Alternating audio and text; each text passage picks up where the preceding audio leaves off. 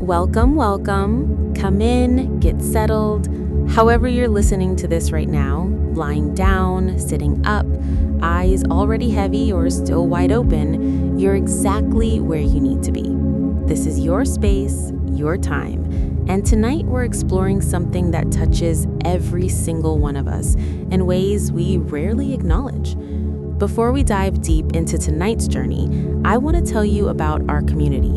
We've built something special over on Discord, a place where people like you gather, not just to talk about money and better sleep, but to actually make a difference.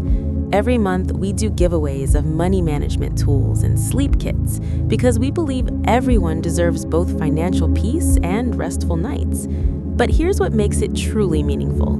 This community is also focused on collecting donations to help people around the world who are struggling, who need support, who need someone to see them. When you join, you're not just getting resources for yourself, you're becoming part of something that reaches far beyond your own bedroom, your own bank account. We're building bridges of support that span continents, that turn our collective awareness into collective action. The link is always in the description, and you're genuinely welcome there, whether you can donate or just need to receive right now. Both are equally valid.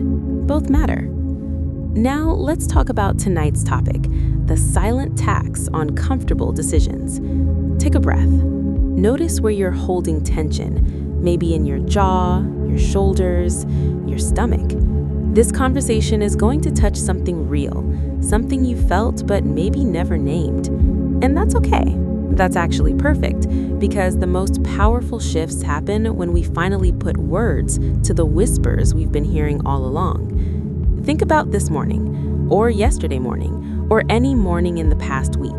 You woke up and within seconds, maybe even before your feet hit the floor, you started making decisions. Snooze the alarm or get up. Coffee or tea. Check your phone or avoid it. These seem small, inconsequential, barely worth calling decisions at all. But here's the thing that nobody talks about. Every single one of those choices exists on a spectrum between comfort and growth, between the familiar path and the uncertain one, between what feels easy right now and what serves your future self.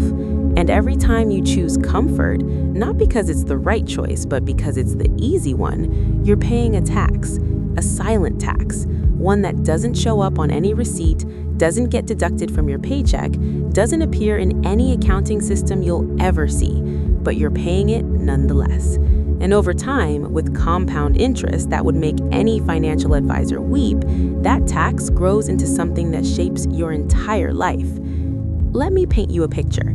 There's a version of you that exists right now, today, making slightly different choices. Not dramatically different, we're not talking about a complete life overhaul, just slightly different.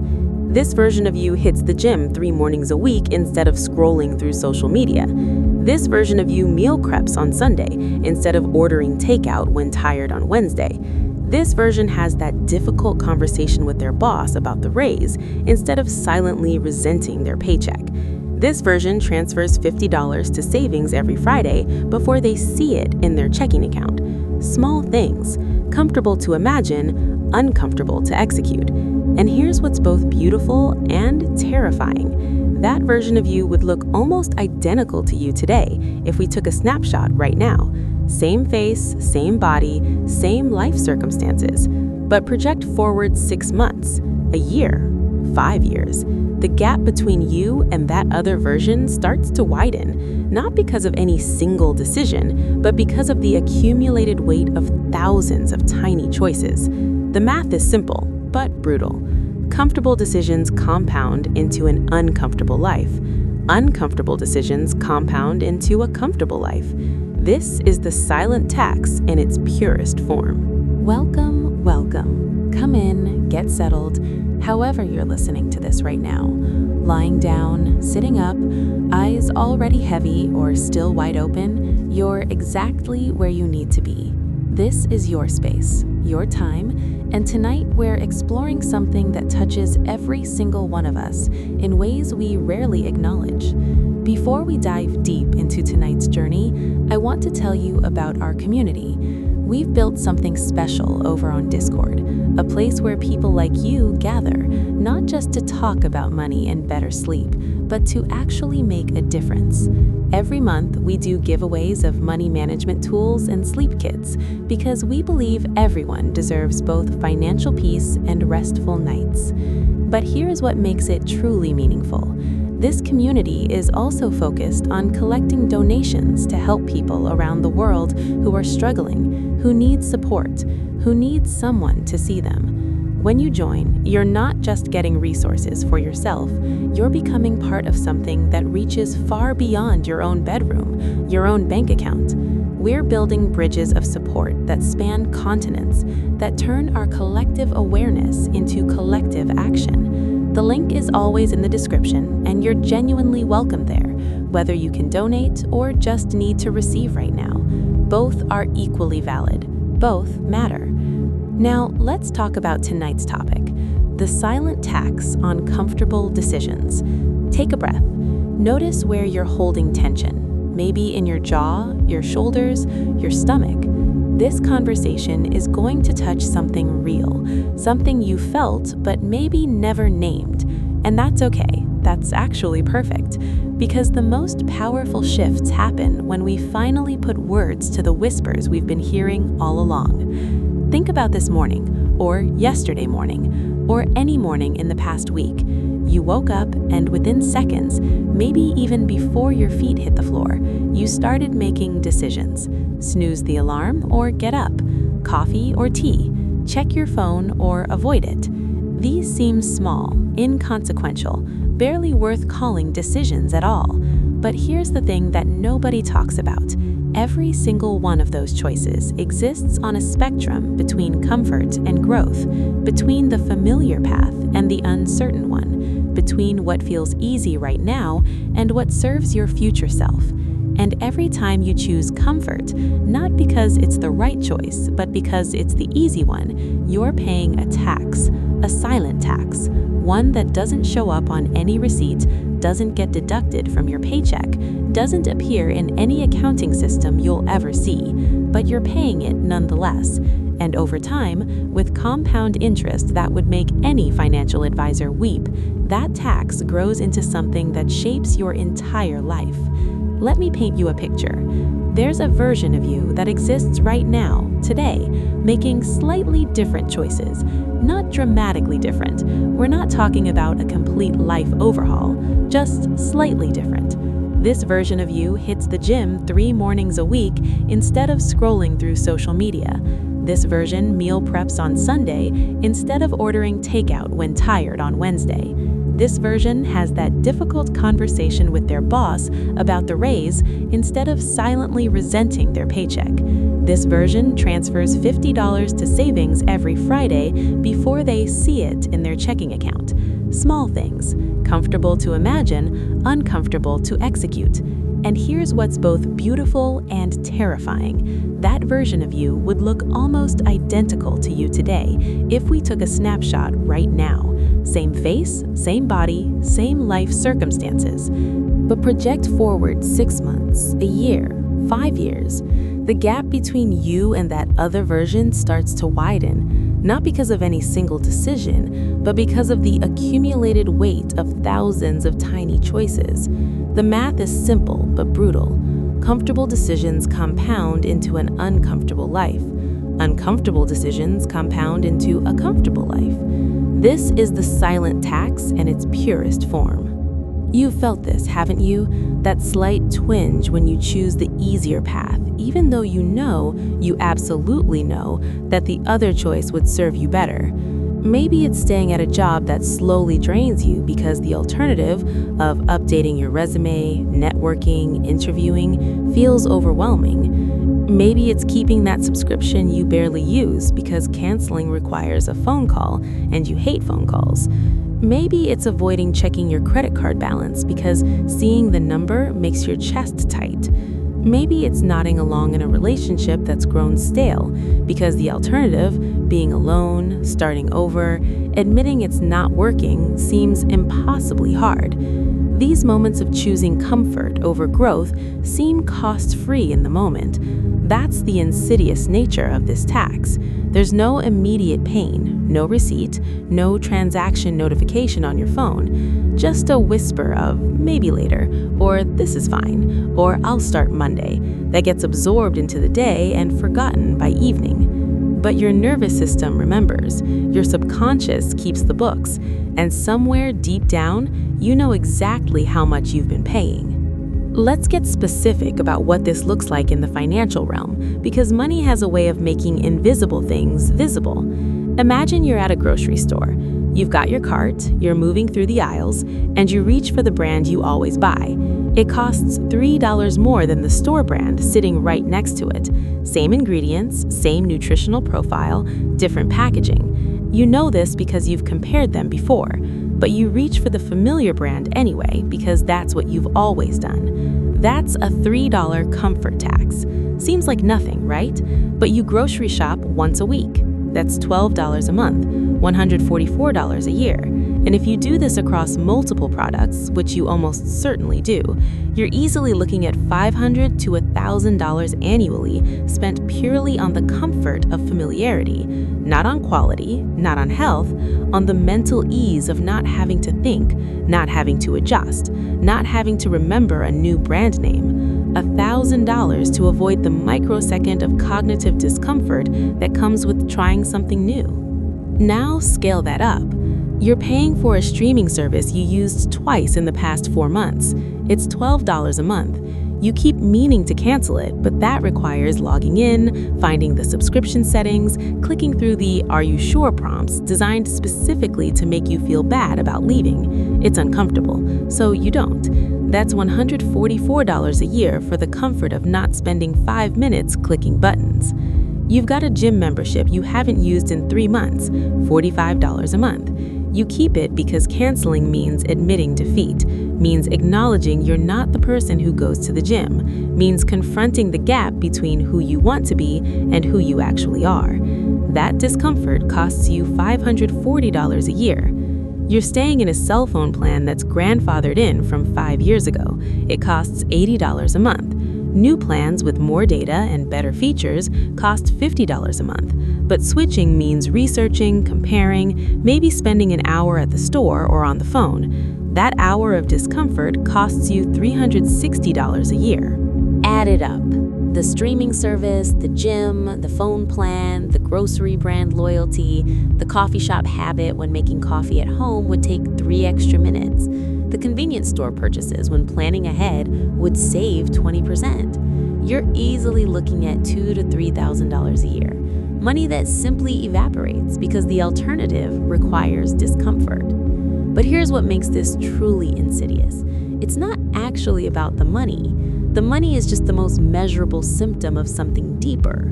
The real tax you're paying is on your sense of agency, on your belief that you're someone who does hard things, on your identity as a person who shapes their life rather than being shaped by their circumstances. Every time you choose comfort over what you know is right, you're sending yourself a message, a quiet message, barely audible, but your subconscious hears it clearly. I'm not strong enough to do the hard thing. I'm not disciplined enough. I'm not worth the effort of growth. You would never say these things out loud. You'd probably disagree vehemently if someone else said them about you. But your actions speak a language your conscious mind doesn't always hear, and your nervous system is always listening. Think about the last time you set a goal. Maybe it was to save a certain amount of money, to lose weight, to learn a new skill, to start a side business.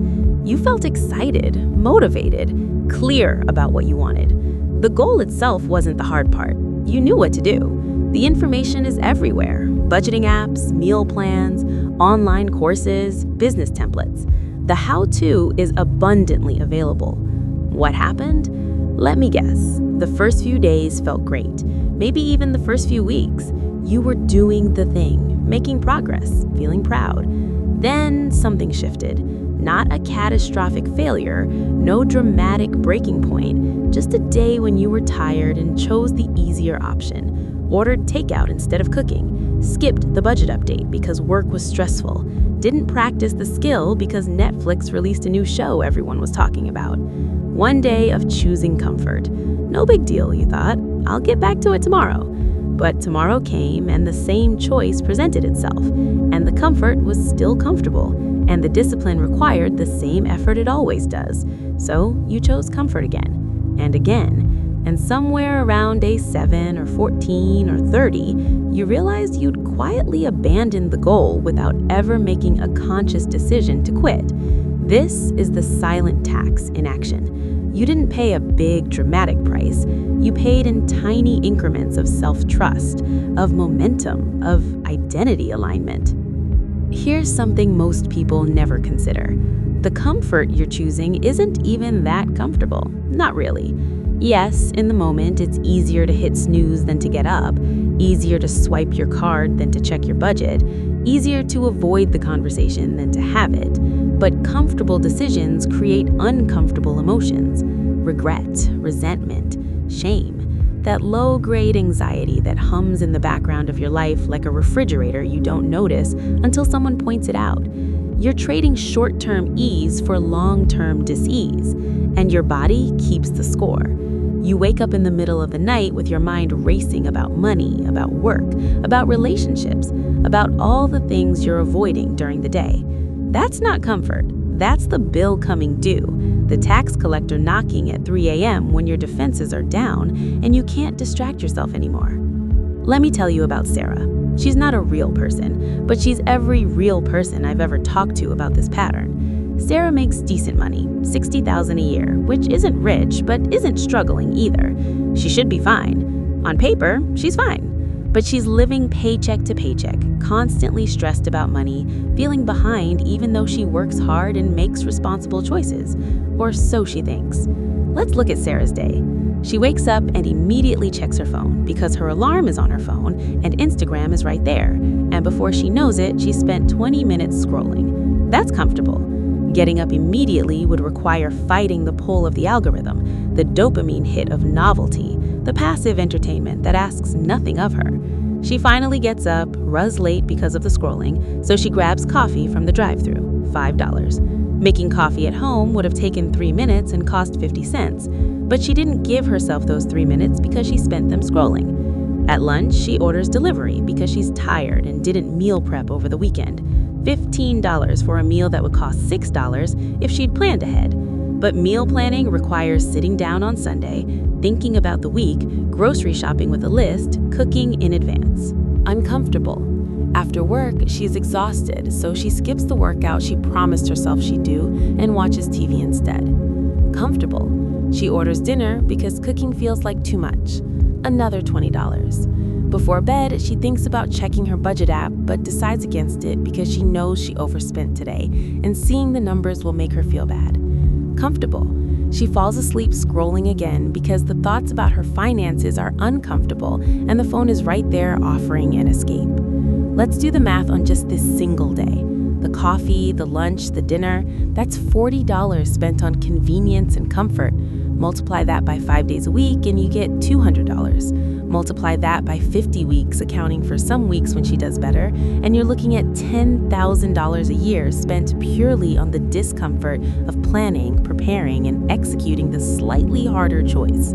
$10,000 on a $60,000 salary. That's not budgeting advice you need. That's not a spreadsheet problem. That's a comfort tax problem. But again, and I cannot stress this enough, the money is just the symptom. The real cost to Sarah is how she feels about herself. Every night as she's falling asleep, she knows. She knows she could have made different choices. She knows she's capable of more. She knows she's not living up to her own standards. And that knowing, that gap between her actions and her values, creates a background hum of shame that colors everything. She feels like a failure, even though she's doing fine by external standards. She feels behind, even though she's keeping pace with most people. She feels inadequate, even though she's smart and capable and trying her best. The silent tax isn't collected in dollars. It's collected in self-respect, in peace of mind, and the quiet confidence that comes from doing what you said you'd do. Now, let's zoom out and look at the bigger picture, because this pattern doesn't just affect your daily routine or your bank account, it shapes your entire life trajectory.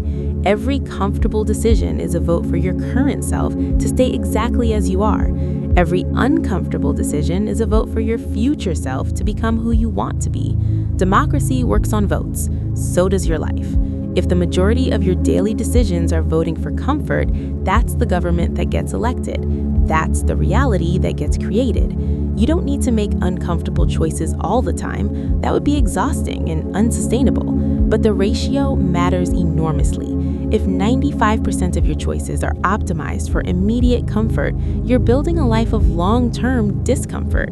If even 30% of your choices embrace temporary discomfort for future benefit, you're building something entirely different. Think about the big decisions in your life, the ones that actually shaped where you are today. Did any of them feel comfortable at the time? Getting an education? Uncomfortable. Studying when you wanted to party, stressing over exams, pushing through classes that bored you. Starting a career? Uncomfortable. Interviews, rejection, learning new skills, proving yourself. Moving to a new city? Uncomfortable. Leaving behind the familiar, building new relationships, navigating unknown streets.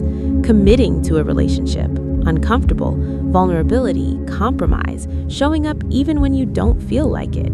Having children, profoundly uncomfortable. Sleep deprivation, worry, sacrifice, constant demand. Building a business, uncomfortable. Risk, uncertainty, failure, persistence. Everything that matters emerged from discomfort. Everything that you're proud of when you look back required you to pay a different kind of tax, the tax of growth, of uncertainty, of short-term pain for long-term gain. And you paid it, which means you're capable of paying it. The question isn't whether you can handle discomfort. You've already proven you can. The question is whether you're willing to handle it consistently in the small daily choices, not just the big milestone moments. Here's a framework that might help. Every decision you face can be categorized along two axes. First axis, comfortable now versus comfortable later. Second axis, important versus unimportant. This gives you 4 quadrants. Quadrant 1, comfortable now and unimportant. Scrolling social media, watching TV, eating junk food, hitting snooze. These decisions feel fine in the moment and don't matter much in isolation, but they're like empty calories. They fill time and provide temporary relief, but offer no nutritional value. They're not necessarily bad, but if this is where you spend most of your decision-making energy, you're building a life of pleasant distraction with nothing to show for it. Quadrant 2, comfortable now and important. These are rare. These are the decisions where the easy choice and the right choice align. Taking a nap when you're genuinely exhausted. Spending money on something that brings lasting value. Saying no to a commitment that doesn't serve you. Enjoy these when they come. They're gifts. Quadrant 3, uncomfortable now and unimportant. Going to a social event you don't want to attend out of obligation. Engaging in drama that doesn't concern you. Creating artificial difficulty for no purpose. Avoid these. They're just pain with no gain. Quadrant 4, uncomfortable now and comfortable later. Also known as important decisions that require short-term sacrifice. This is where your life is actually built. Having the budget conversation with yourself or your partner, waking up early to exercise, cooking instead of ordering out, studying instead of relaxing, saving instead of spending, confronting instead of avoiding. This quadrant feels bad in the moment but pays dividends forever. The silent tax happens when you systematically avoid Quadrant 4 and live primarily in Quadrant 1. You're optimizing for feeling okay right now at the expense of everything your future self needs. And your future self is you, not some theoretical person. You. In 6 months, a year, 5 years, that person will inherit every choice you're making today. What are you leaving them? Are you setting them up for success or setting them up to face the same choices you're avoiding right now, except with compounded consequences? Let's talk about decision fatigue, because it's a real thing and it plays a massive role in the comfort tax. You wake up with a certain amount of decision-making energy. Every choice depletes this energy a little bit. By evening, you're running on fumes, which is why it's so much harder to resist the takeout menu or the couch or the mindless scrolling. This is well documented in psychology. It's called ego depletion. Your willpower is a finite resource that gets used up throughout the day. This is important to understand because it means the timing of your uncomfortable decisions matters. If you wait until evening to decide whether you'll work out, whether you'll cook, whether you'll work on your side project, you're setting yourself up to fail. The comfort tax will win almost every time because you're fighting it when you're weakest. The solution isn't to have more willpower. The solution is to make your important, uncomfortable decisions when you're strongest and to automate everything else. Make the decision to work out in the morning, then go immediately before your brain can negotiate. Make the decision about what you'll eat by meal prepping in advance. So dinner isn't a decision, it's just execution. Make the decision about saving money by setting up automatic transfers that happen before you see the money. Remove the decision from the moment of weakness. This is how you stop paying the tax.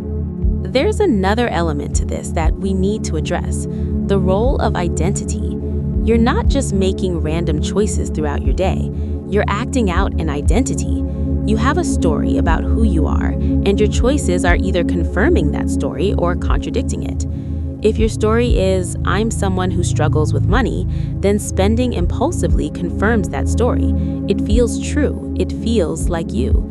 Choosing to save, to budget, to delay gratification, that contradicts the story, which feels uncomfortable not just because of the action itself, but because it threatens your sense of self. Who are you if you're not the person who struggles with money?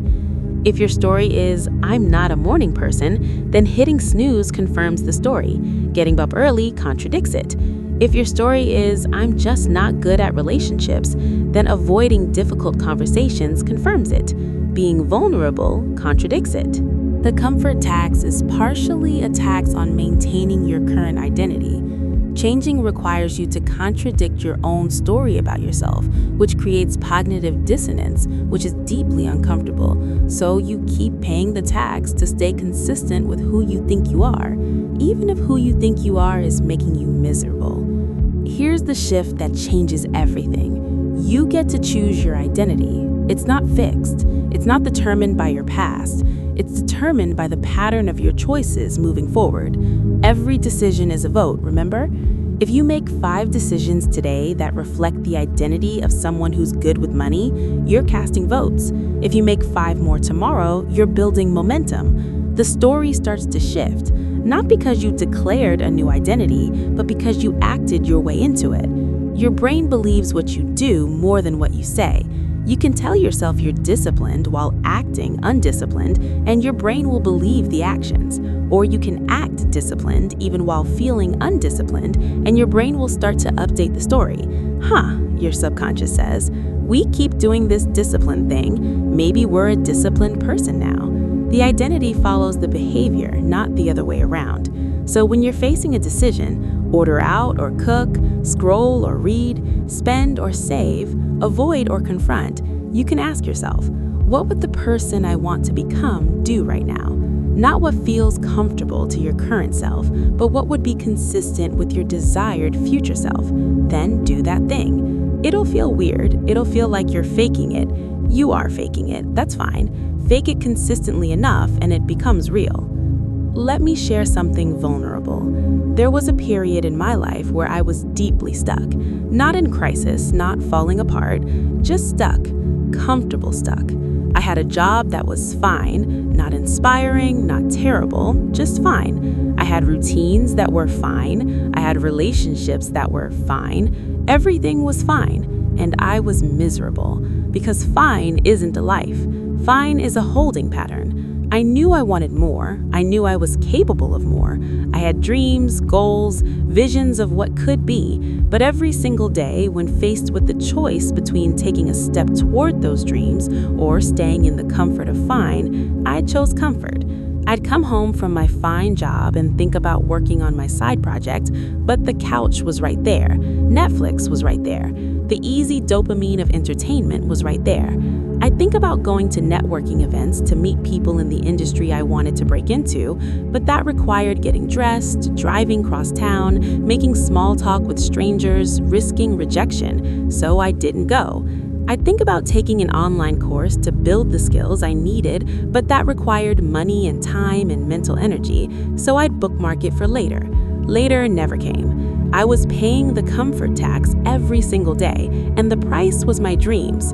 Not all at once. They didn't die in a dramatic fire. They just slowly faded from vivid color to sepia tone, to gray, to gone. One comfortable decision at a time. The turning point came when I calculated the cost, not in some abstract way, but specifically. I sat down with a spreadsheet, yes, really, and I tracked how I spent my time for a week, every hour. Then I categorized each hour. Was it necessary? Was it moving me toward my goals? Was it genuinely restful and rejuvenating? Or was it just comfortable? The results were devastating. I was spending about 35 hours a week on comfort, social media, TV, random internet browsing, sleeping more than I needed, avoiding tasks by doing less important tasks.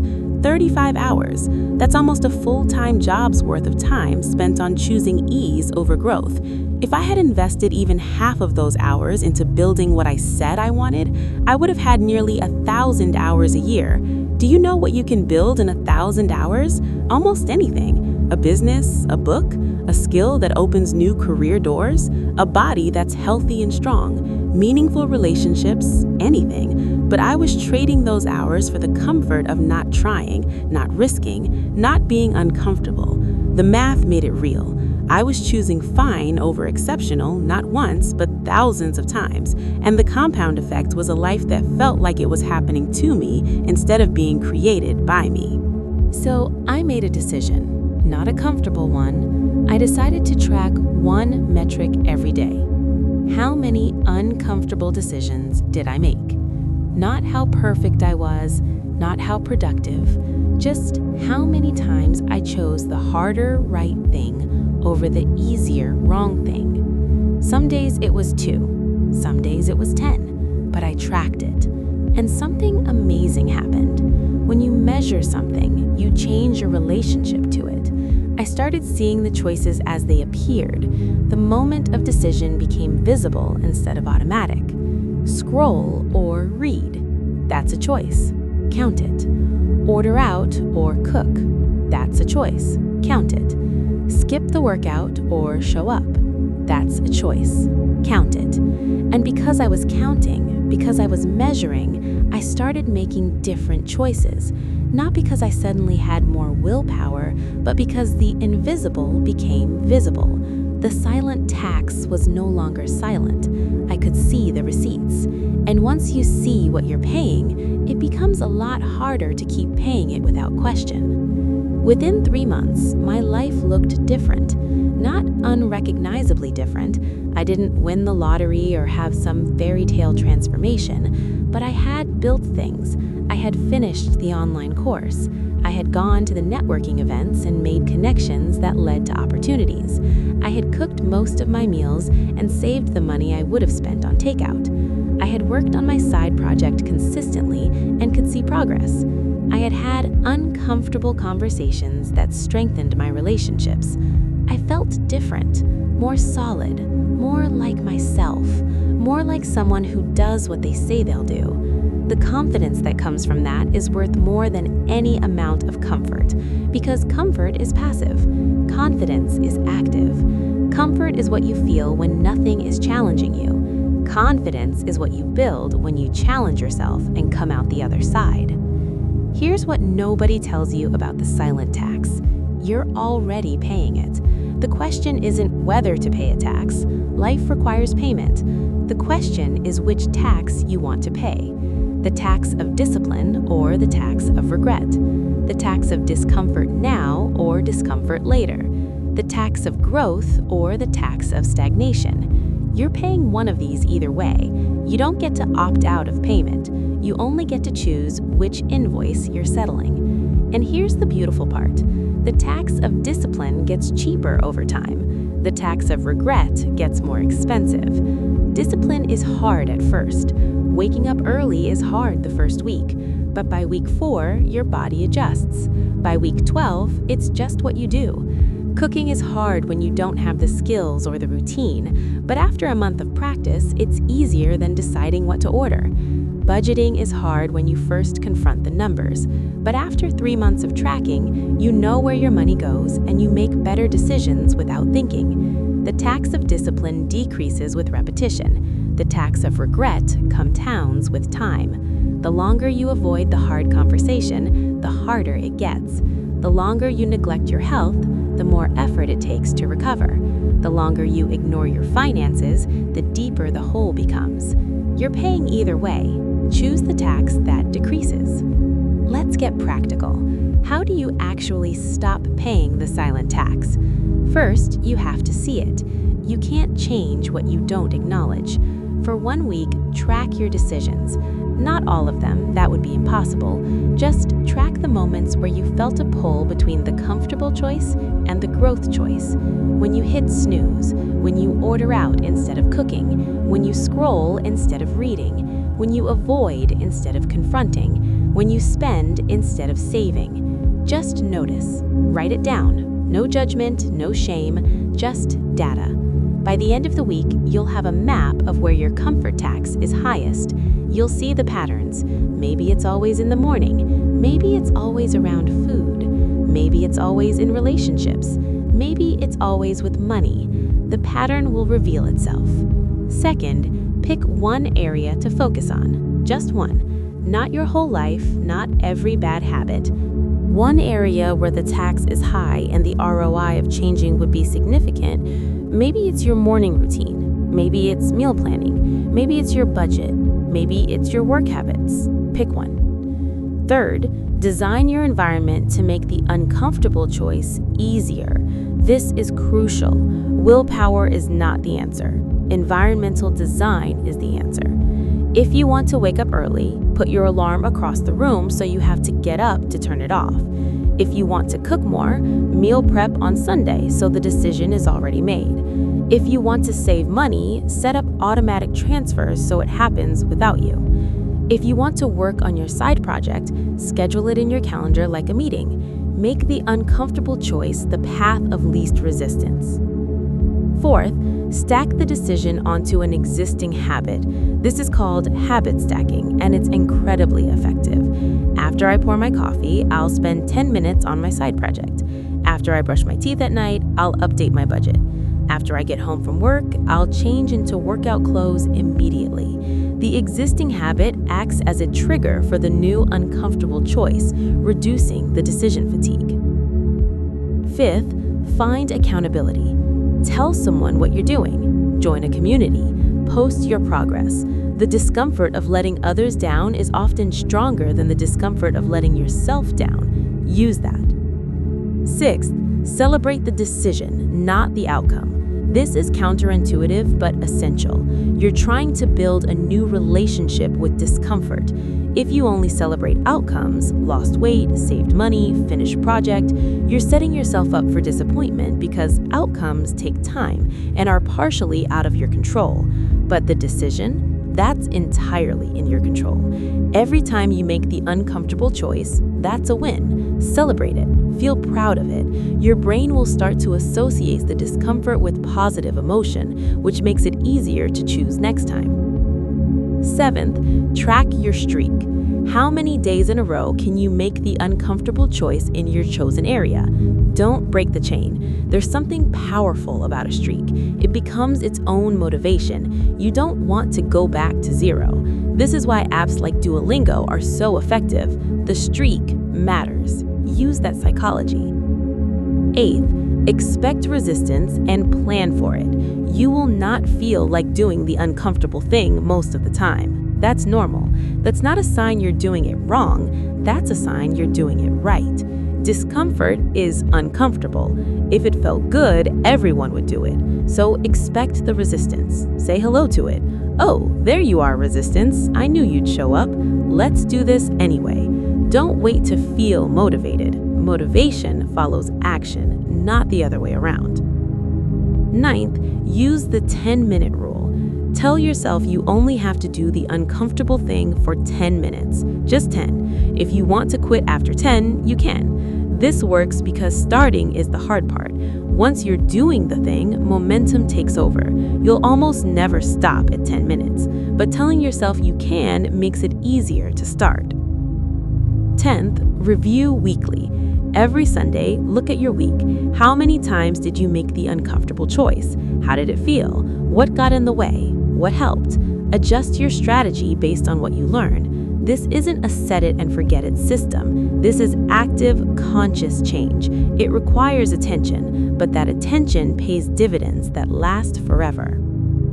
Now, let's talk about the relationship between the comfort tax and time, because time is the one resource you can never get back. Money you can earn more of, energy you can restore with rest, relationships you can rebuild, skills you can develop, but time, once it's gone, and the comfort tax is primarily a tax on time.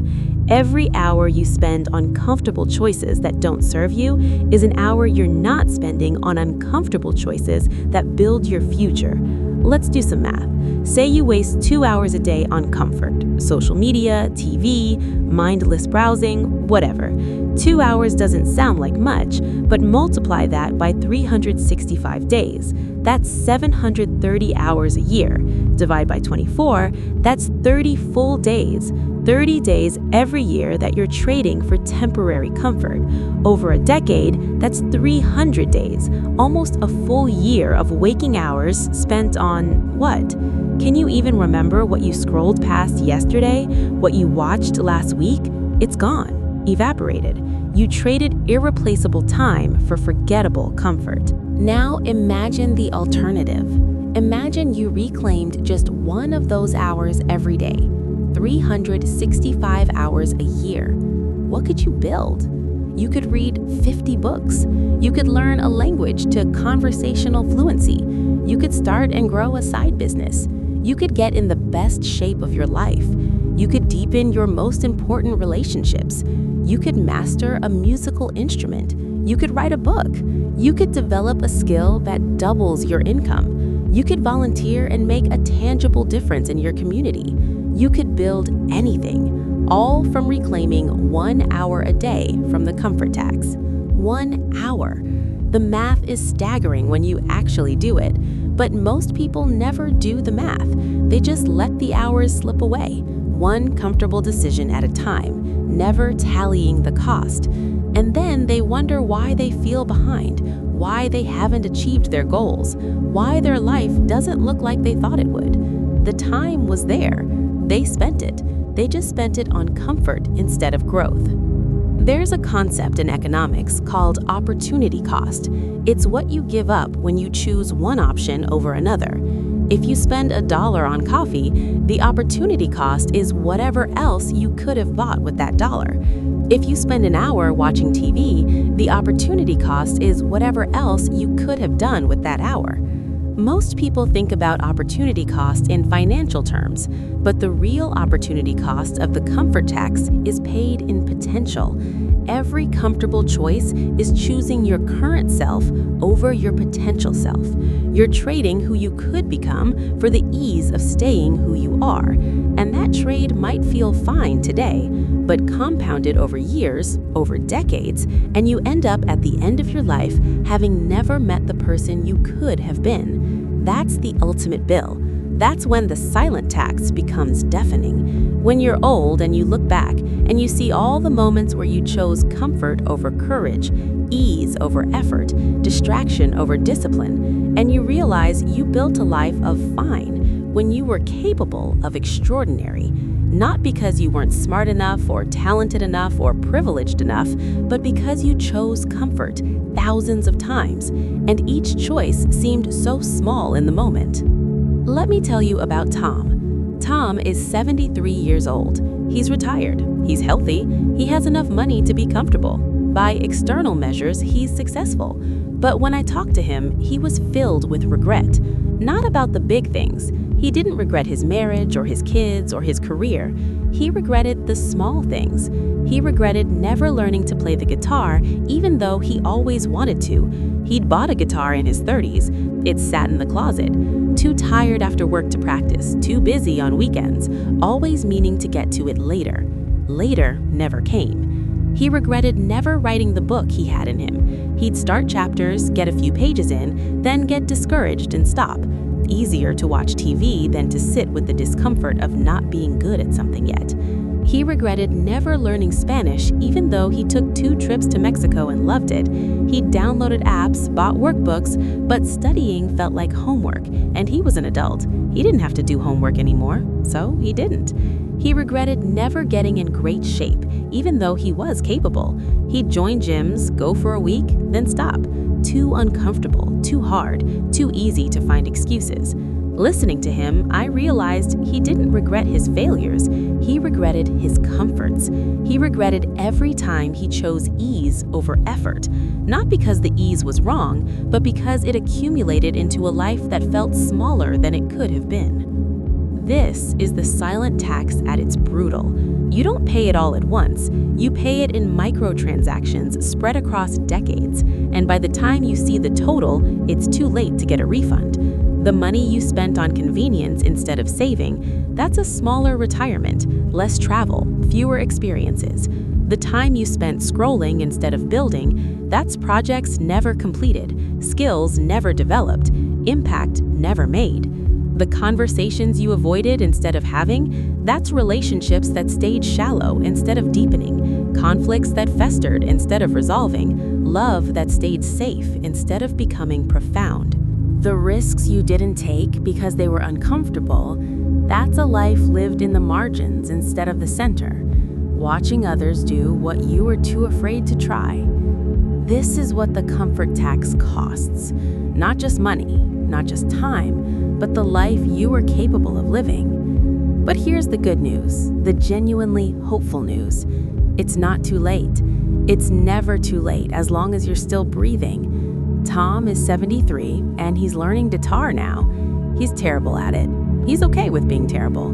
He's doing the uncomfortable thing. It's harder now than it would have been at 35, but it's possible now, and it wasn't happening at 35. So now is better. You're reading this, which means you're alive, which means you still have time to make different choices. Today can be the day you stop paying the comfort tax. Not perfectly, not completely, but meaningfully. Today can be the day you choose one uncomfortable thing, just one. And then tomorrow you can choose another, and the day after that, another. And slowly, imperceptibly at first, your life starts to shift. Not because of any single choice, but because of the accumulated weight of choosing growth over comfort. The same compounding that works against you when you're paying the tax works for you when you stop. Let's talk about the social dimension of the comfort tax, because this is where it gets really interesting. We don't make choices in a vacuum. We're influenced by the people around us, the culture we're in, the systems we're part of. And modern society is optimized for comfort. Every company, every app, every service is competing to make your life easier. Easier to order food, easier to be entertained, easier to shop, easier to avoid boredom, easier to distract yourself. This isn't a conspiracy, it's capitalism. Companies succeed by reducing friction, by making their product or service the path of least resistance. And in isolation, each of these innovations is wonderful. It's amazing that I can have restaurant-quality food delivered to my door in 30 minutes. It's incredible that I have access to unlimited entertainment for $10 a month. It's convenient that I can buy almost anything and have it arrive tomorrow. But the aggregate effect is that we're living in an environment designed to maximize comfort and minimize friction, which means we have to actively resist the default to make uncomfortable choices. The culture isn't neutral. It's pulling you toward comfort constantly. Your phone is designed to be addictive. Your feed is algorithmically optimized to keep you scrolling. Your streaming service autoplays the next episode, so you don't even have to make the decision to stop. The restaurants deliver, so you don't have to cook. The apps handle everything, so you don't have to think. And all of this is making your life easier in the moment while making it harder to build the life you actually want. Then there's the social comparison aspect. You're seeing everyone else on social media appearing to live comfortable lives, beautiful vacations, nice dinners, perfect moments. You're not seeing the budgeting that made the vacation possible. You're not seeing the meal prep that allows for the nice dinner out occasionally. You're not seeing the hard work behind the perfect moments. You're seeing the highlight reel and comparing it to your behind the scenes. So you think everyone else has figured out how to be comfortable and successful simultaneously, and you're the only one struggling. This makes the comfort choices feel even more justified. If everyone else is doing it, why should you be the one making uncomfortable choices? This is social proof bias. We look to others to determine what's normal, what's acceptable, what's expected. And if it appears that everyone is choosing comfort, then choosing discomfort feels weird, extreme, unnecessary. But here's what you're missing. The people who are actually building impressive lives are the ones making uncomfortable choices consistently. They're just not posting about it. The entrepreneur who's building a business is working late nights and early mornings, sacrificing comfort for growth. They're not posting about the 100th spreadsheet they built or the 20th rejection they received. The person who's in great shape is choosing the workout over the couch most days. They're not posting about the days they didn't feel like going but went anyway. The person with strong relationships is having hard conversations, being vulnerable, showing up when it's inconvenient. They're not posting about the discomfort of conflict resolution or the effort of truly listening. You're comparing your real life to everyone else's curated life, and it's making you think the comfort tax is normal when it's actually optional. Here's a practice that changed my perspective. I started looking for evidence of uncomfortable choices in the lives of people I admired. Not celebrities, just people I knew who seemed to have built something meaningful.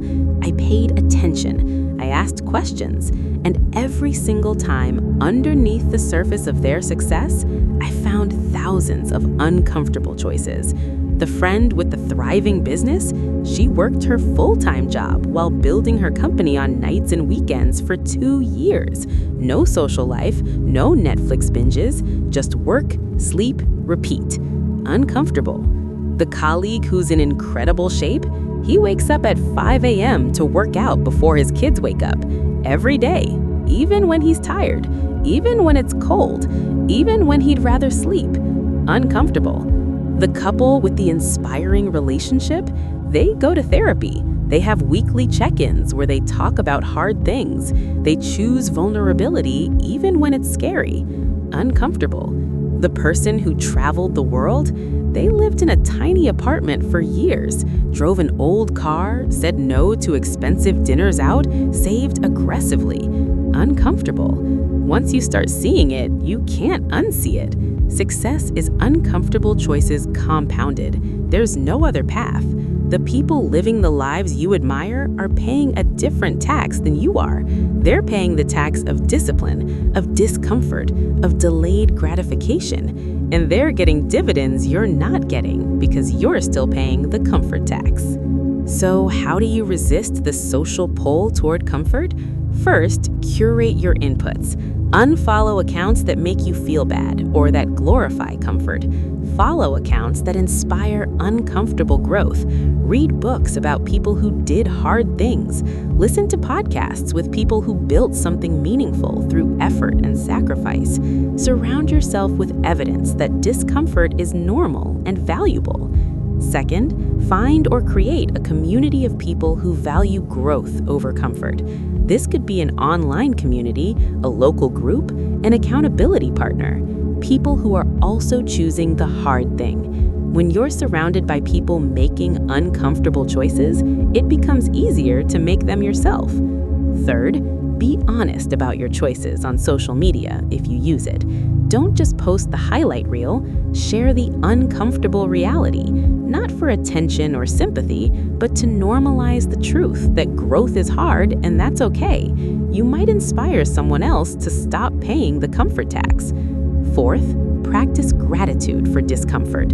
This sounds strange, but it works. When you're in the middle of an uncomfortable choice, sweating through a workout, having a hard conversation, cooking when you're tired, pause and feel grateful that you're capable of doing hard things.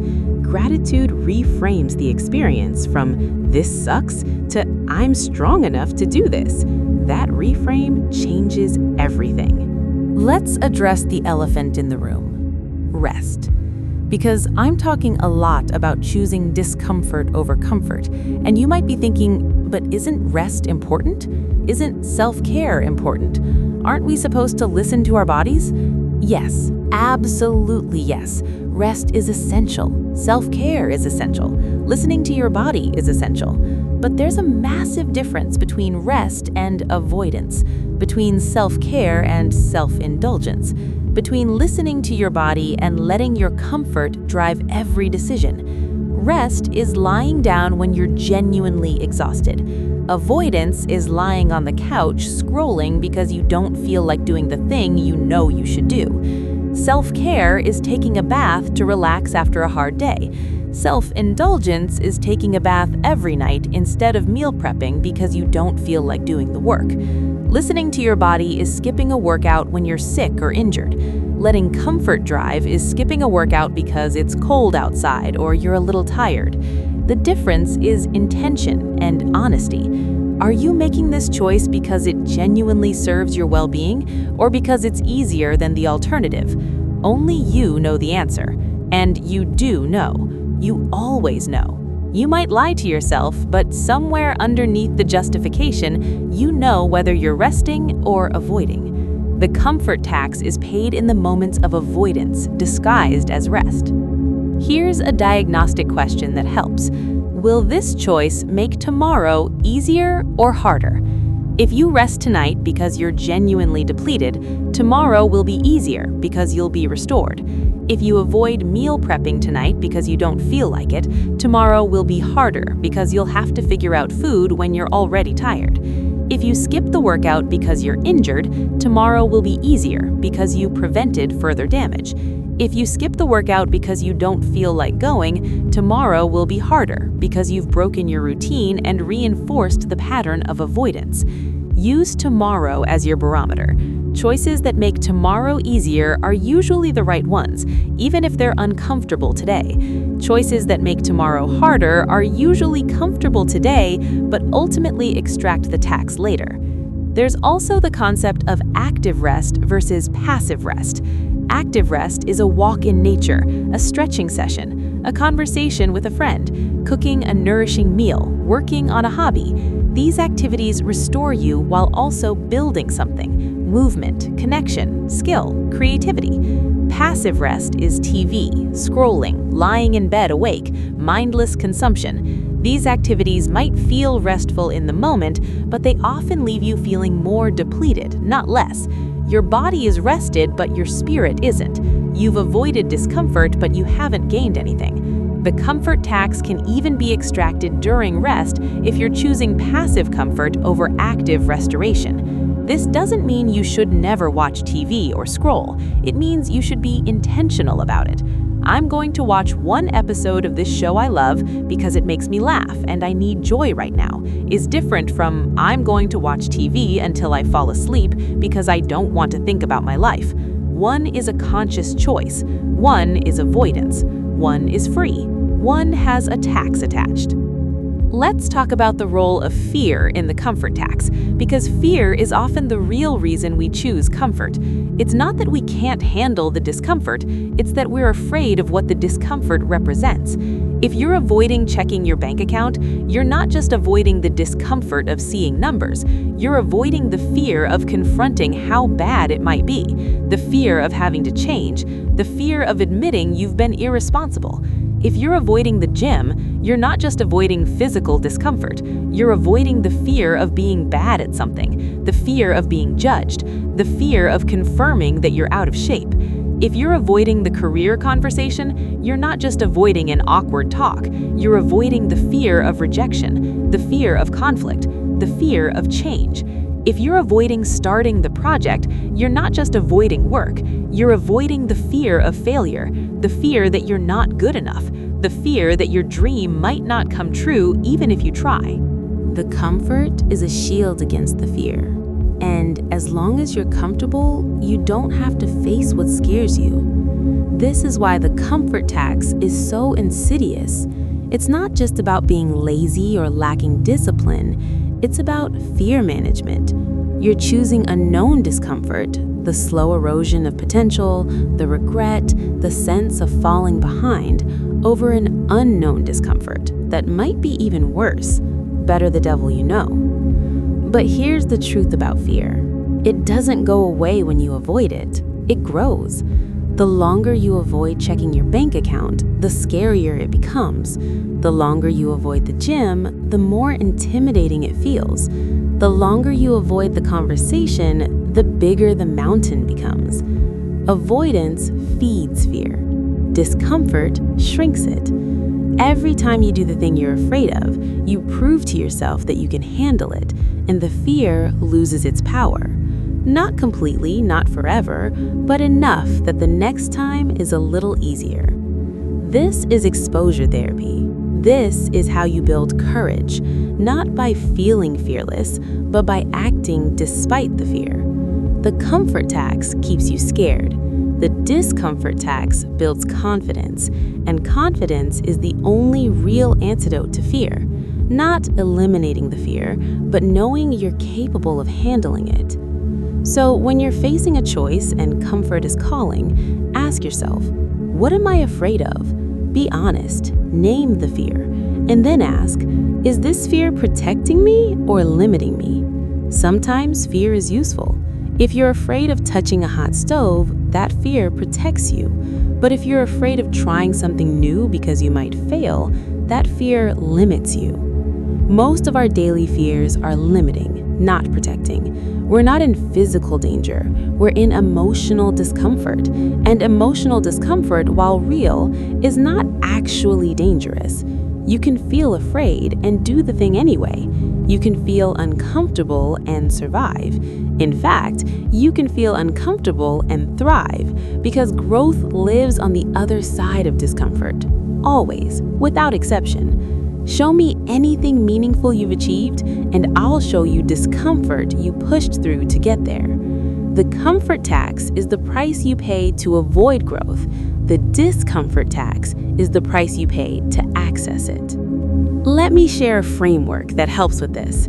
It's called the 10-10-10 rule, and I learned it from a business book, but it applies to life. When you're facing a decision, ask yourself, how will I feel about this decision in 10 minutes, in 10 months, in 10 years? In 10 minutes, the comfortable choice always wins. The couch feels better than the gym. The takeout tastes better than cooking. The scrolling is more entertaining than reading. But in 10 months, the gym has built strength and health. The cooking has saved money and built skills. The reading has expanded knowledge and perspective. And in 10 years, the accumulated effect of choosing discomfort has built a completely different life. The comfortable choice has kept you exactly where you are, just older. This long-term thinking is hard because our brains are wired for short-term payoff. That's evolutionary. The caveman who ate the berry now survived better than the caveman who saved it for later. But we're not cavemen anymore. The threats we face aren't immediate, they're gradual. The threat of poor health from years of bad choices, the threat of financial insecurity from years of overspending, the threat of loneliness from years of avoiding vulnerability, the threat of regret from years of choosing comfort. These threats don't trigger our fight or flight response because they're slow moving, so we ignore them until we can't anymore. The 10-10-10 rule brings the future into the present. It makes the long-term consequence visible in the moment of decision, and visibility changes behavior. Here's another angle on this. The comfort tax creates a specific kind of suffering. It's not the acute suffering of pain or loss or crisis. It's the chronic suffering of knowing you're not living up to your potential, of knowing you could be more, but you're choosing less, of knowing you have dreams, but you're not pursuing them, of knowing you're capable, but you're staying comfortable. This suffering is quiet. It's background noise. It's the low-grade anxiety that hums through your days, the restlessness that keeps you up at night, the sense that something's missing, even though you can't name what, the feeling that life is passing you by, even though you're busy. This suffering is the tax. It's what you pay for comfort. And here's the tragic part. It's often worse than the discomfort of growth would have been. The regret of not trying is heavier than the pain of trying and failing. The shame of avoiding is more persistent than the embarrassment of being bad at something new. The anxiety of stagnation is more draining than the tiredness of effort. You're suffering either way.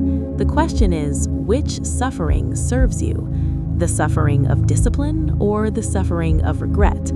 The suffering of growth or the suffering of stagnation? One is temporary and leads somewhere. One is permanent and leads nowhere. I want to talk about money specifically again because it's such a clear arena where the comfort tax plays out. Let's get really practical. You know you should have an emergency fund. Everyone says this, every financial advisor, every article, every podcast. 3 to 6 months of expenses saved for emergencies. You know this, but do you have it? If not, why not? Let me guess, it feels impossible. You're living paycheck to paycheck. There's no extra money to save. By the time you pay rent and groceries and bills, there's nothing left. This is true for some people. For them, the issue isn't the comfort tax, it's income. But for most people, if we're brutally honest, there's spending that could be cut. Not easily, not comfortably, but possibly. The streaming services you don't really use. The coffee shop habit that could be home-brewed coffee. The convenience of delivery instead of cooking. The new clothes when the old ones are fine. The upgraded phone when the current one works. The expensive gym you don't attend when a cheaper option or home workouts would suffice. I'm not saying you should cut all these things. I'm saying if you wanted to save $500 a month, could you? Not easily, but could you? Most people could, but it would require discomfort. It would require saying no to small comforts every day, and that accumulation of small no's feels like deprivation, like you're punishing yourself, like you're missing out while everyone else is enjoying life. This is the comfort tax narrative, the belief that you deserve comfort now and savings can wait. The belief that you work hard, so you should treat yourself.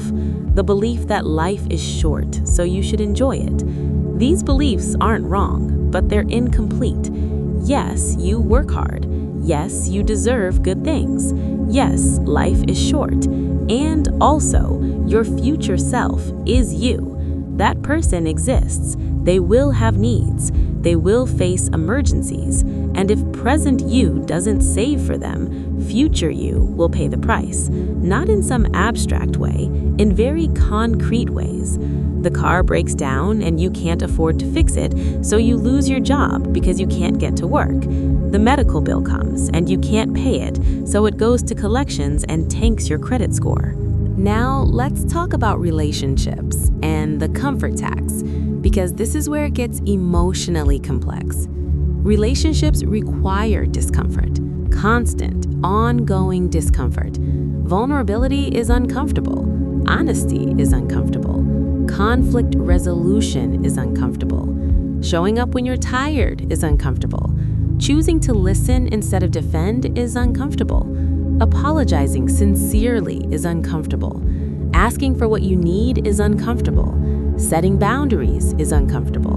Maintaining boundaries is uncomfortable. Growing together instead of apart is uncomfortable. Every single aspect of a healthy relationship requires choosing discomfort over comfort. And yet, relationships are where we most want to be comfortable. We want ease, we want flow, we want to be accepted exactly as we are, without having to change or grow or try. This creates a paradox. The relationships we value most are the ones that demand the most discomfort.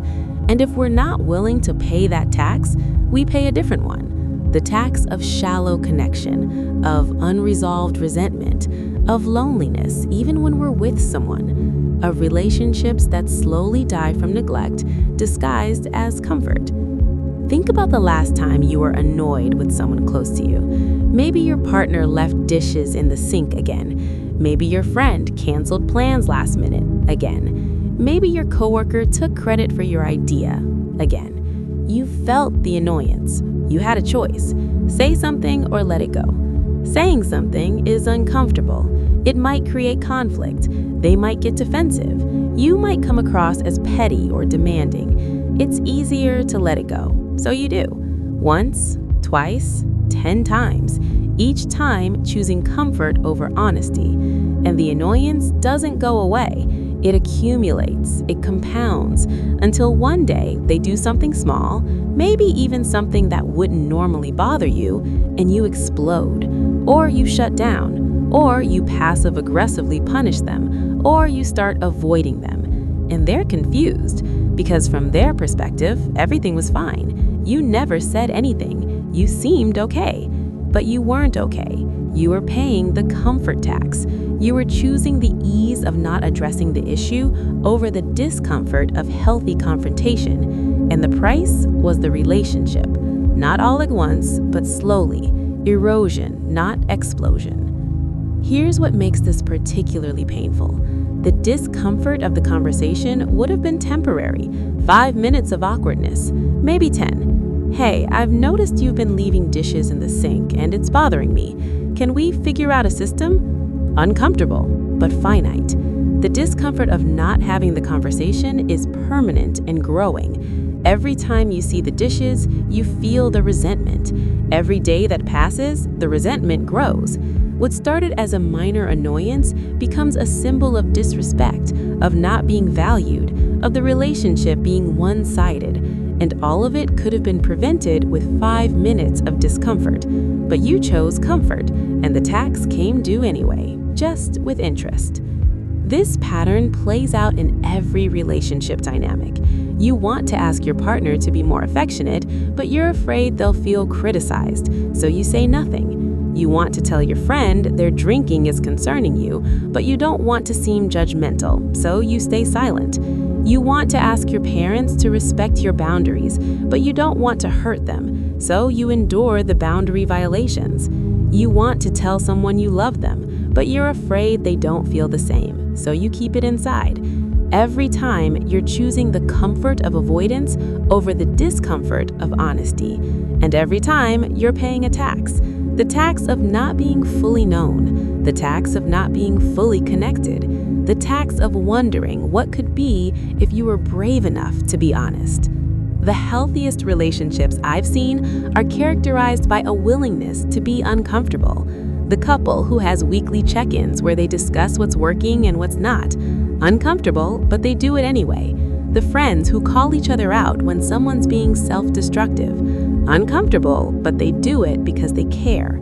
The family that has an annual conversation about estate planning and end-of-life wishes. Uncomfortable, but they do it because avoiding it would be worse. The business partners who regularly discuss their vision and whether they're still aligned. Uncomfortable, but they do it because the alternative is resentment building until the partnership explodes.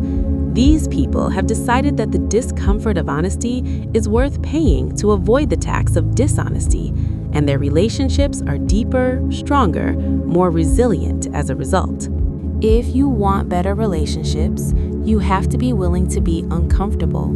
You have to be willing to say the thing that might upset someone. You have to be willing to ask for what you need, even if they say no.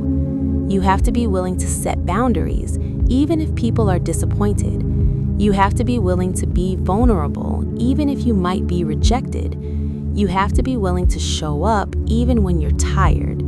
You have to be willing to listen, even when you want to defend. You have to be willing to apologize, even when you don't think you're entirely wrong. All of this is uncomfortable, all of it. But the alternative is relationships that stay surface level or slowly deteriorate, and that's more uncomfortable in the long run. So choose your discomfort, the discomfort of honesty or the discomfort of shallow connection, the discomfort of vulnerability or the discomfort of loneliness, the discomfort of conflict or the discomfort of resentment. You're paying one of these taxes. Choose wisely. Let's talk about health and the body, because this is another arena where the comfort tax is brutal and where the consequences are unavoidable. Your body is keeping score. Every comfortable decision around food, movement, sleep, stress, your body registers it. Not judgmentally, not morally, just factually. You can lie to yourself about your habits. You can rationalize your choices. You can tell yourself you'll start tomorrow. Your body doesn't argue. It just responds to what you actually do, not what you intend to do. You eat processed food constantly because it's convenient. Your body responds with inflammation, energy crashes, weight gain, increased disease risk. You sit all day because it's comfortable. Your body responds with weakened muscles, back pain, poor circulation, metabolic slowdown. You sacrifice sleep because you're busy or because scrolling is more appealing. Your body responds with impaired cognition, weakened immune system, increased stress hormones, accelerated aging. You avoid managing stress because facing it is hard. Your body responds with high blood pressure, digestive issues, chronic tension, anxiety disorders. The comfort tax on your body is paid in health, and unlike money, you can't earn more health. You can only preserve or deplete what you have. Here's the thing about health. The decline is gradual until it's sudden. You're young, your body compensates. You can eat garbage and still feel okay. You can skip workouts and maintain your weight. You can sleep poorly and still function. Your body is resilient. It forgives you. Until it doesn't. There's a tipping point. It's different for everyone, but it exists for everyone. The point where the accumulated comfort tax on your health becomes a chronic condition. Diabetes, heart disease, autoimmune disorders, chronic pain, obesity, depression, anxiety. These don't appear overnight. They're built over years of comfortable choices. And once you've crossed that threshold, getting back is exponentially harder than preventing it would have been. You're no longer choosing between comfort and health. You're choosing between multiple uncomfortable options: the discomfort of major lifestyle change or the discomfort of living with disease. And the disease discomfort is worse, much worse. It's constant, it's limiting, it's expensive, it's scary, all to avoid the temporary discomfort of eating vegetables and moving your body. The most common justification I hear is, "I'll start when." I'll start eating better when I'm less stressed. I'll start exercising when I have more time. I'll start sleeping better when work calms down. I'll start managing my stress when things are more settled. This is the comfort tax in its most self-deceptive form, because the when never comes. Stress doesn't go away, time doesn't magically appear, work doesn't calm down, things don't settle. Life is always going to be lifey. There will always be a reason to choose comfort over health. Always a birthday, a holiday, a vacation, a stressful week, a busy month, a challenging year. If you're waiting for the perfect time to take care of your body, you're waiting forever, and your body is aging while you wait. The time to start is when it's hard, when it's inconvenient, when you're stressed and busy and tired, because that's the only time there is. The perfect time is a myth. The comfortable time is never. So you start uncomfortable and you keep going uncomfortable, and eventually, maybe it becomes less uncomfortable. Maybe it even becomes enjoyable. But you have to start from uncomfortable. There's no other entry point. Here's a counterintuitive truth. People who regularly choose discomfort are happier than people who constantly choose comfort. This has been studied. People who exercise regularly, even though exercise is uncomfortable, report higher life satisfaction. People who practice gratitude, even though it requires conscious effort, report better mental health. People who volunteer, even though it takes time and energy, report greater sense of purpose. People who maintain strong relationships, even though relationships require work, report less loneliness. People who pursue meaningful work, even though it's challenging, report more fulfillment. The discomfort isn't just tolerated, it's the source of the satisfaction. Because meaning doesn't come from ease, it comes from effort. Joy doesn't come from avoiding pain, it comes from overcoming challenge. Pride doesn't come from staying comfortable, it comes from doing the hard thing. Connection doesn't come from being easy, it comes from being real. The things that make life worth living all require discomfort, all of them. So when you're choosing comfort, you're not actually choosing happiness. You're choosing the absence of temporary pain at the cost of lasting satisfaction. The mental comfort tax is also paid in decision-making quality. When you're constantly choosing the easy option, you're not exercising your judgment. You're not practicing discernment. You're not developing wisdom. You're just following the path of least resistance. And over time, you lose confidence in your ability to make good decisions. Because you haven't been making decisions, you've been avoiding them. This shows up in big ways. When a real decision comes, change careers, end a relationship, move cities, make an investment, you're paralyzed because you haven't been building the muscle of choosing hard things. You've been atrophying it through thousands of small, comfortable choices. So when the stakes are high, you don't trust yourself. You second guess, you overthink, you seek everyone else's opinion, you delay until the decision is made for you by circumstance. And then you feel powerless, like life is happening to you, because in a very real sense, it is. You've given away your agency through the daily choice to avoid discomfort. Getting it back requires reclaiming decision-making power in small ways first, making the uncomfortable choice about what to eat, when to wake up, how to spend your evening, building the muscle, practicing agency, so that when the big decisions come, you trust yourself to choose wisely, even when it's hard. I want to talk about the concept of future self more deeply because it's central to understanding the comfort tax. Your future self is not a different person. It's you, just you at a different point in time. But we treat our future selves like strangers, like people we don't have to care about. Present you wants the comfortable thing. Future you will deal with the consequences. This is called temporal discounting in psychology. We discount the value of future rewards and future costs. The pizza now feels more real than the health problems in 20 years. The purchase now feels more important than the financial stress in 6 months. The scrolling now seems harmless compared to the lost time you'll regret in 10 years. Our brains are wired this way. It's evolutionary. But it's maladaptive in modern life, where the consequences of our choices are delayed but real.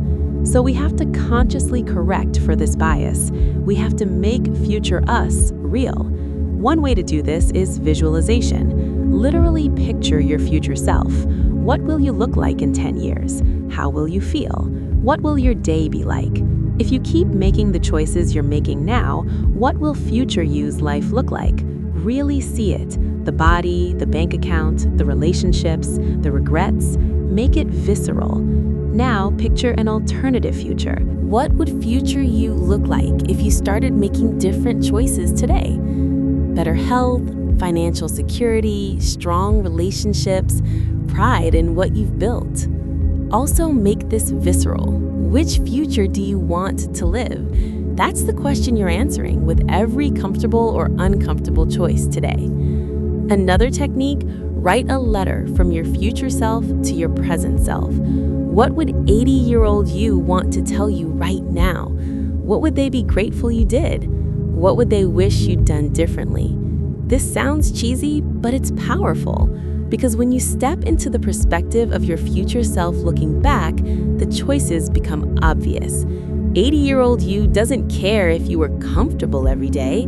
They care if you built a life worth living, if you took care of your body so it could carry you through all the years, if you built financial security so you had options, if you nurtured relationships so you weren't lonely, if you pursued meaning so you have no regrets.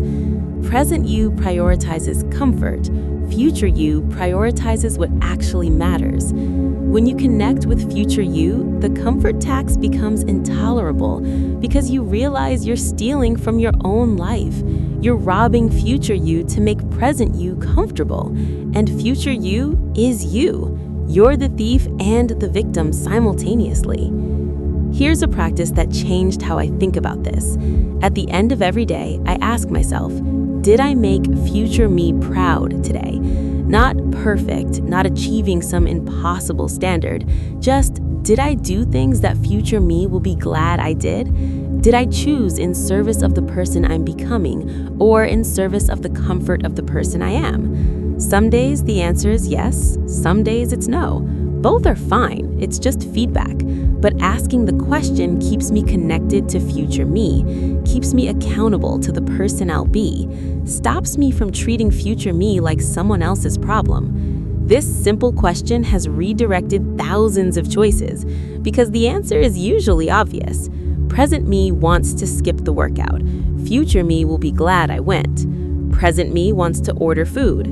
Future me will be glad I cooked.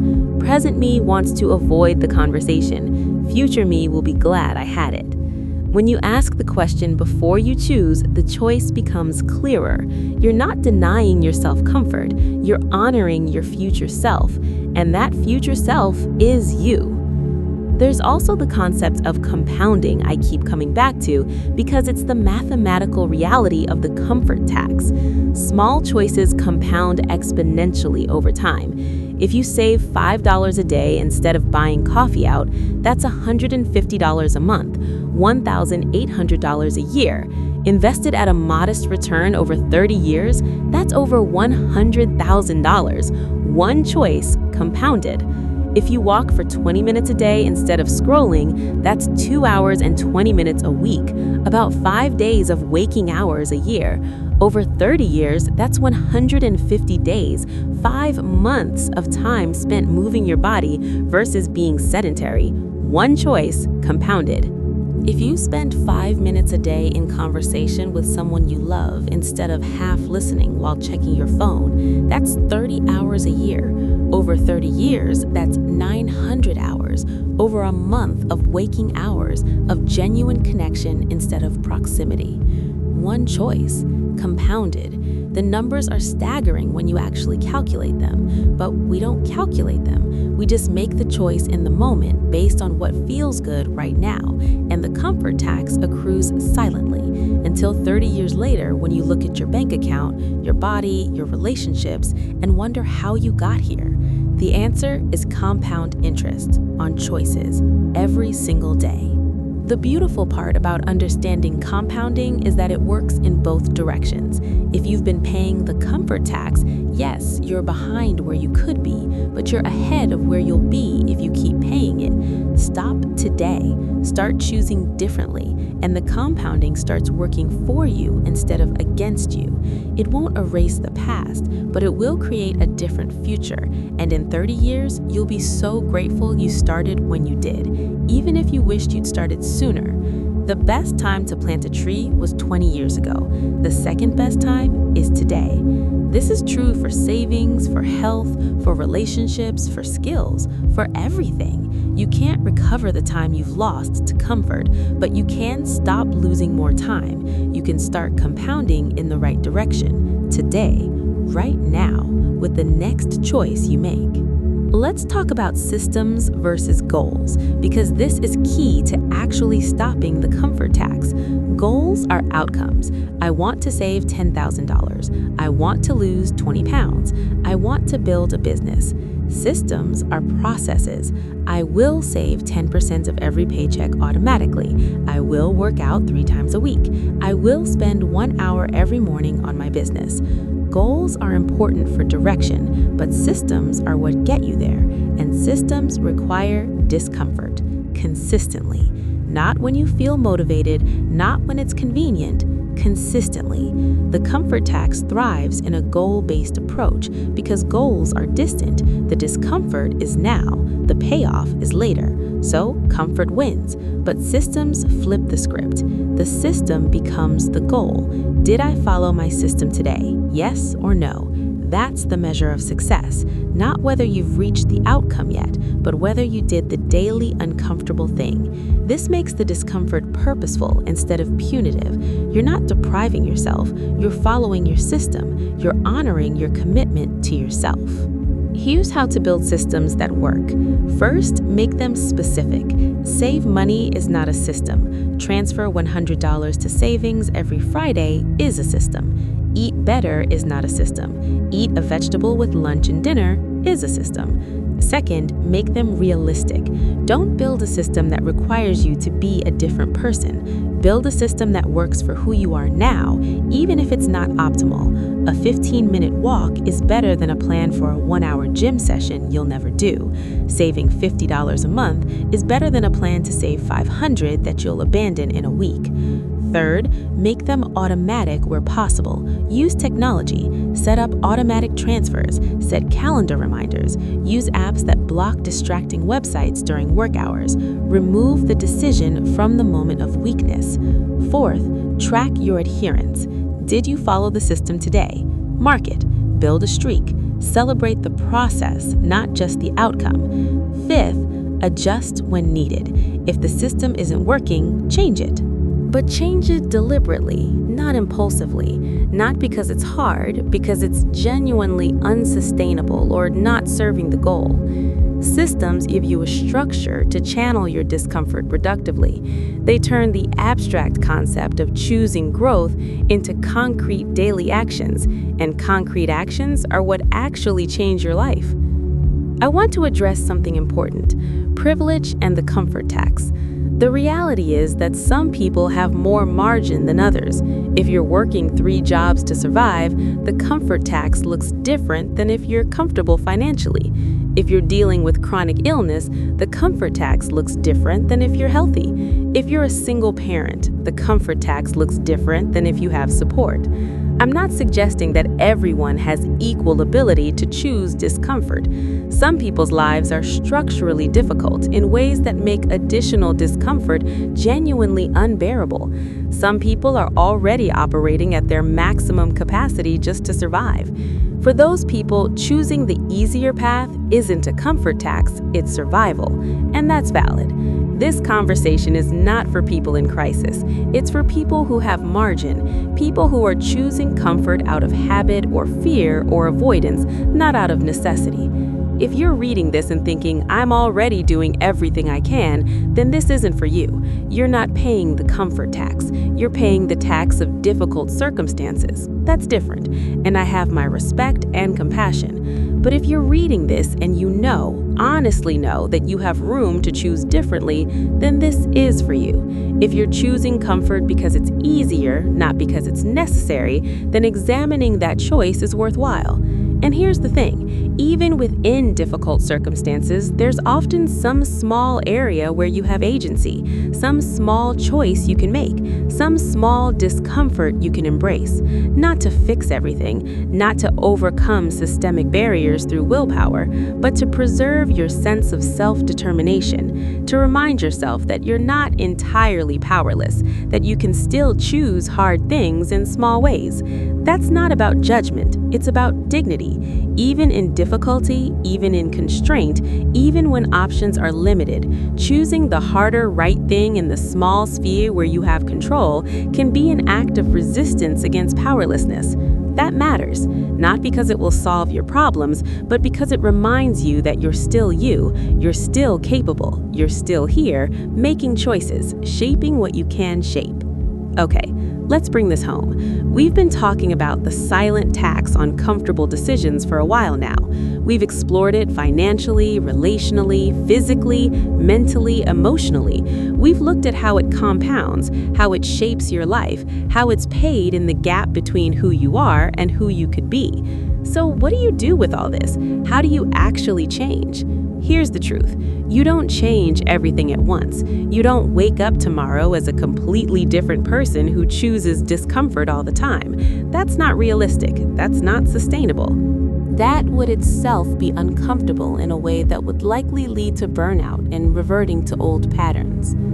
Change happens gradually, in small increments, with consistency over intensity. You start with one area, one choice, one daily uncomfortable decision that serves your future self. Maybe it's making coffee at home instead of buying it. Maybe it's taking the stairs instead of the elevator. Maybe it's texting someone you love instead of scrolling. Maybe it's transferring $10 to savings. Maybe it's writing one paragraph of the project you keep avoiding. One thing, every day, until it becomes routine, until it stops feeling like a choice and starts feeling like who you are. Then you add another one, and another, slowly, building a life of uncomfortable choices that create a comfortable future. Not perfection, progress. Here's your starting point, if you want one. Tomorrow, when you wake up, before you do anything else, do one hard thing. Not a huge thing, a small thing. Make your bed, do 10 push-ups, write in a journal for 2 minutes, drink a glass of water, meditate for 1 minute. Just one thing that requires you to override the impulse to stay comfortable. That's it. That's your whole task. One uncomfortable choice before the day gets away from you, before decision fatigue sets in, before comfort has a chance to win. Start with a victory.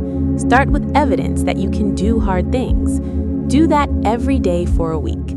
Then add a second uncomfortable choice somewhere in your day. Maybe it's during lunch, maybe it's after work, but add one more. Now you're choosing discomfort twice a day. Keep that up for another week.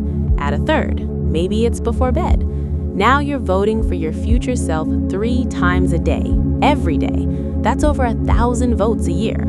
That changes everything. Not because each individual choice is transformative, but because the pattern is, the identity is, the compound effect is. And here's what you'll notice as you do this. It gets easier. Not easy, easier. The first week is brutal. Everything in you will resist. You'll want to quit. You'll justify skipping. You'll convince yourself it doesn't matter. That's the comfort tax fighting to keep you. Ignore it. Keep going. By week 2, you'll have some momentum. It'll still be hard, but you'll have evidence that you can do it. By week 4, it'll be a habit. Your body will expect it. By week 12, it'll be part of your identity. You'll be someone who does hard things, someone who chooses growth over comfort, someone who pays the discomfort tax to avoid the regret tax. And that person has a completely different future than the person who chooses comfort. Same starting point, different trajectory, all because of daily uncomfortable choices compounded over time. One more thing, you will fail.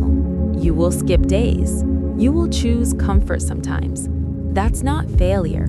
That's being human. The goal isn't perfection. The goal is direction. As long as the majority of your choices are pointing toward growth, you're winning. Don't let one comfortable choice become an excuse to abandon the whole endeavor. Don't let one day of not following your system become a reason to quit the system. Just acknowledge it, learn from it, start again. Tomorrow is a new day with new choices. The streak is broken, but the pattern continues. That's resilience. That's how change actually happens. Not through flawless execution, but through persistent return to the uncomfortable choice, even after you've chosen the comfortable one. And as you do this, as you build this practice of choosing discomfort, pay attention to how you feel, not just physically, emotionally, spiritually. Notice if there's a shift in how you see yourself, in how you feel about your life, in how you relate to challenges. Because this is where the real payoff is. Yes, you'll save money. Yes, you'll be healthier. Yes, you'll build things. But the real transformation is internal. It's the quiet confidence that comes from doing what you said you'd do. It's the self-respect that comes from keeping promises to yourself. It's the pride that comes from growth. It's the peace that comes from knowing you're building something that matters. It's the freedom that comes from not being controlled by the pull of comfort. That's what you're really paying for when you choose discomfort. You're buying yourself back. You're reclaiming agency. You're becoming the author of your life instead of a passive character in it. Think about the person you want to be, not in some vague aspirational way, but specifically. What do they do every day? How do they spend their time? What do they value? How do they make decisions? Get clear on that. Then look at your current life. What's the gap? Where are your daily choices inconsistent with the person you want to be? Those gaps are where the comfort tax is being paid. Those are the areas where you're choosing present comfort over future alignment. You don't have to close all the gaps at once, but pick one. Pick the one that would make the biggest difference and start choosing differently there, one uncomfortable decision at a time until the gap closes, until who you are and who you want to be are the same person. That's the work. That's the path. It's not easy, but it's simple, and it's available to you right now. Before we finish, I want to leave you with a question, not to answer now, just to sit with, to let percolate. The question is this: what would my life look like if I stopped optimizing for comfort and started optimizing for growth? Not what should it look like, not what would be perfect, but what would actually be different if you let discomfort be your guide instead of your enemy? What would you do? What would you build? What would you say? Where would you go? Who would you become? Sit with that question. Let the answer emerge, not from your fear, not from your shame, not from comparison to others, but from your deepest knowing about what you're capable of, about what you want, about what matters. That answer is your roadmap.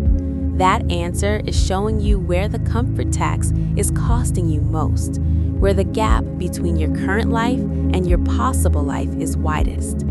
You don't have to act on it immediately, but you do have to acknowledge it, because once you see it, you can't unsee it. Once you know what's possible, staying comfortable becomes a conscious choice rather than an unconscious default. And conscious choices are harder to justify when you know they're costing you your potential. The silent tax on comfortable decisions, it's been silent because you haven't been paying attention, but now you are. Now you know what every comfortable choice costs. You know how it compounds, you know where it leads, and you also know the alternative, the tax of discomfort, the price of growth, the cost of becoming. That tax is paid in temporary pain, in momentary resistance, in short-term sacrifice. But it buys something the comfort tax never can: a life that reflects your values, a future that honors your potential, a self you're proud to be. The choice is yours. It's always been yours. You've been making it every day, thousands of times, whether you realized it or not. Now you realize it. Now the choice is conscious. Now you can decide, which tax are you willing to pay? The tax that compounds into regret, or the tax that compounds into a life well lived? Both require payment. Only one is worth it. So take a breath. Feel where you are right now. Notice your body, your thoughts, your emotions. You're exactly where you need to be. This moment is your starting point, not your ending point, not your failure point, your starting point. From here, every choice is an opportunity to stay the same or to change, to choose comfort or growth, to pay the silent tax or to stop. The power is yours. It's always been yours. You just have to claim it, one uncomfortable decision at a time, starting now, or starting tomorrow, or starting when you're ready. But when you are ready, remember, the silent tax stops being silent the moment you start paying attention. And attention is the first step toward change. You've taken that step just by being here. The rest is just continuing to walk. You've got this. Sleep well.